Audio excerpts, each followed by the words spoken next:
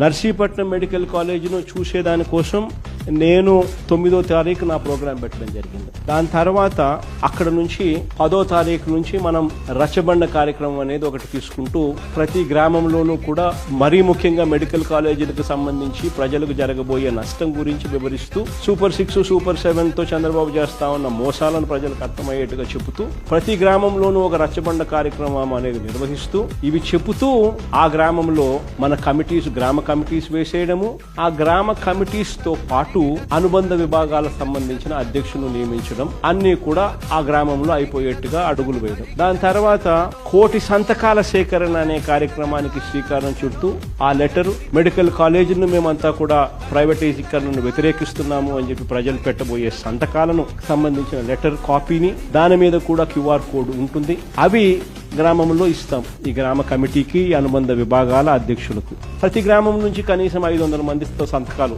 ప్రైవేటీకరణకు వ్యతిరేకంగా తీసుకుంటాం. ఆ ప్రోగ్రామ్ని ఇనిషియేట్ చేస్తాం. 10వ తారీఖు నుంచి ఆ కార్యక్రమం నవంబర్ దాకా జరుగుతుంది.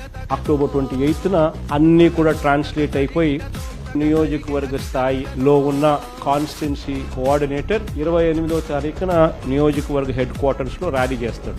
ర్యాలీ చేస్తూ తాను డిమాండ్ పత్రాన్ని నియోజకవర్గ స్థాయిలో ఉన్న అధికారికి తాను డిమాండ్ పత్రాన్ని అందజేస్తాడు మెడికల్ కాలేజీల ప్రైవేటీకరణకు వ్యతిరేకంగా. సేమ్ ఇదే కార్యక్రమం జిల్లా హెడ్ క్వార్టర్స్ లో పార్టీ సమిష్టిగా కలెక్టర్ కు డిమాండ్ పత్రం ఇచ్చే కార్యక్రమానికి శ్రీకారం చుడుతుంది.